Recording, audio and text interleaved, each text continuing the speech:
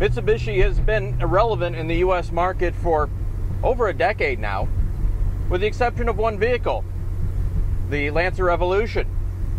And even then, how many of those do they really sell? At the end of the day, is the EVO a good car? Well, that's what we're going to find out here today on Rumblestrip.NET and 10-minute test drive.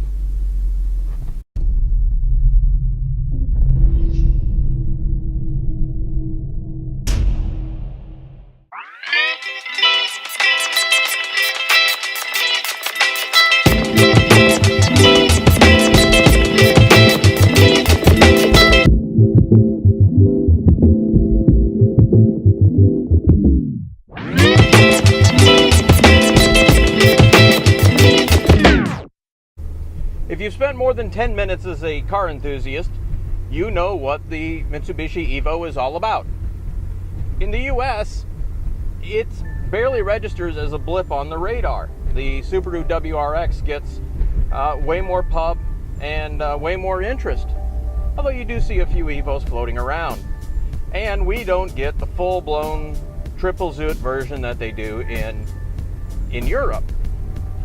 But we're going to have a go in one here today. This is the Lancer Evolution GSR that we're at behind the wheel today.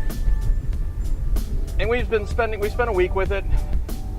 And honestly, this car is completely bipolar. Here's what I mean by that. And a lot of that is going to be influenced on the pricing. Or here's what it is. Short version, is it fun to drive? Yes. Yes, it is. It's relatively light.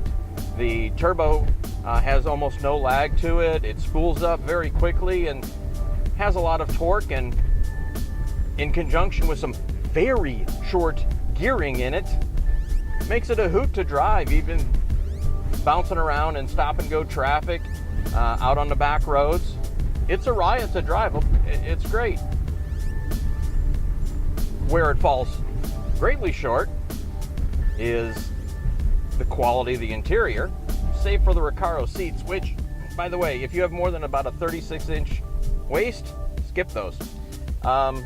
We have a 36-inch waist. We barely can squeeze into these things, okay? So they're comfortable once you find a good spot.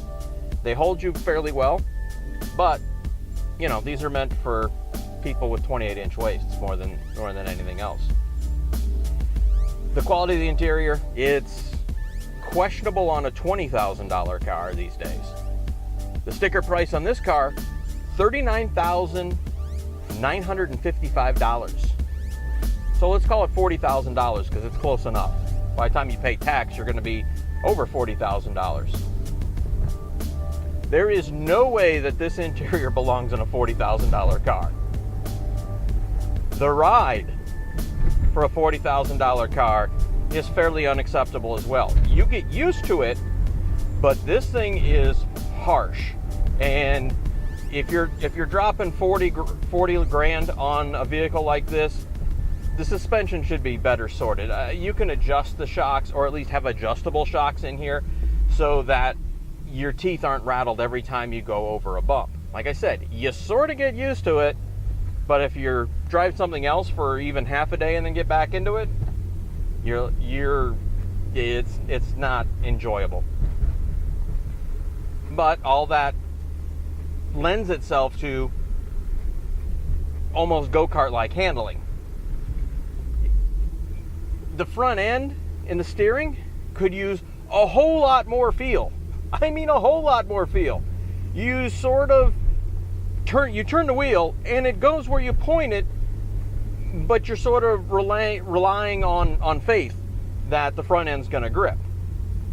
At higher speeds, around corners or on off ramps, there's a lot of understeer. That front end push is pretty good. Not ridiculous, but you definitely feel the effects of all-wheel drive and just it wanting to go wide. One of the other options that are in here is part of the sound package is extra noise deadening. Well, I'd like to know where that is, or just how bad this vehicle is without it.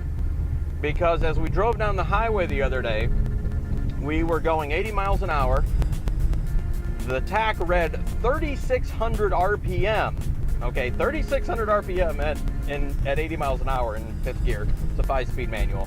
It's turning a lot of revs. The decibel meter on our phone, 85 dB. That is loud, okay? Now, to put it in context, Mustang GT, V8, supercharged, headers, loud exhaust, and I mean loud exhaust, too loud, frankly. That, our personal vehicle, is 85 or 86 dB at idle. We've measured it depending on where you are and how open the area is and how much reverberation comes in the cabin. That's how loud that is. So just to give you an idea, a 525 horsepower V8 engine supercharged at idle. Okay, that's how loud this is at highway speed. You have to elevate your voice to talk to someone if they're in the cabin with you. The stereo in here is pretty good. It's a Rockford Fosgate system. However, there is, again, one glaring omission. If there is a USB or aux jack in this car, we can't find it. It's not in the glove box, it's not in the center console, and it's not in a couple of the cubby holes up front here. Now, there is a spot where it looks like one would go, and we'll roll in a picture for you, or some video, but there's no jack there. Seriously. I mean, an $11,000 car, well, there are no $11,000 cars. All right, a $15,000 car has a USB jack in it. How does a $40,000 car with the upgraded stereo system not have it in it? Unacceptable, especially in this day and age, and especially with the type of people who are going to buy this car. They're going to want to jack their phones or their iPods in. Okay, you know, everyone will say, well, you can stream off of Bluetooth now. That's fine, you can stream off of Bluetooth. However, it's going to draw power, and it's not going to sound as good as a directly jacked in plug would. Fuel economy, well, barely. Rated 17 city, 23 highway, and 19 combined. Well, that's barely what it gets. And as we said, with as short of a gearing as it is, it's no wonder it gets horrible gas mileage. Small 4-cylinder turbo, I don't care if it's all-wheel drive or not. In this day and age, V8s get better mileage, okay? Big V8 luxury cars get better mileage. A Mustang GT, a Camaro with a supercharger gets better fuel economy, let alone something like a Focus ST or a Fiesta ST, who will get, well, okay, not twice the mileage, but certainly 50% more mileage than this thing. So let's circle back to the price on this for a second. $40,000. What does $40,000 buy you? Well, it buys you a full boat WRX with some change. It buys you a Mustang GT. It buys you, which really doesn't necessarily compete with this. You could buy a really nice, well, okay, not really. Yeah, you could buy a fairly nice Porsche 911, 997 version for 40 grand. 40 grand for this car. I want to know who's buying it, and that maybe that's why they don't sell a whole lot of these things. I mean, seriously, this appeals to the under 30 set, really, this car. Who under 30, unless you have, you know, unless you're in venture capital or you've got some, you know, IPO stock kind of deal, pre-IPO stock, who can afford $40,000 under the age of 30 for a car and afford rent and food and maybe a girlfriend or a wife? I don't know who does it. I mean, trust fund kids, great, okay, more power to them. They got some money to spend, or mommy and daddy want to buy it for them, great. But for, let's call it, the rest of the 98% of us, yeah, if I'm spending 40 grand, I want a whole lot more than this. Sure, it's tunable, sure, it's upgradable, sure, there's a good aftermarket for it.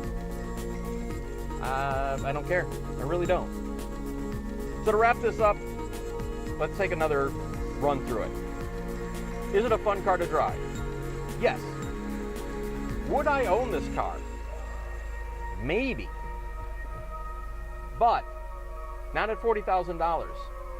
At $28,000, fairly well equipped, well optioned the way that I would want it, I'd rather have a Focus ST. Now, the Focus ST does not offer all-wheel drive like this vehicle. For the most part, I'm okay with that.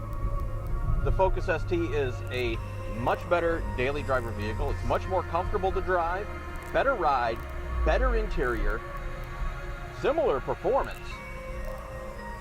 I would take one of those all day over this car. Let alone 40 grand, I could have a Mustang GT, okay, Mustang bias, fully admit it. I don't get it. I really don't. The interior is unacceptable on a $40,000 car. Come on, no USB plug for auxiliary audio. I mean, there's so many misses on this. It's no wonder that Mitsubishi is barely alive in the US market.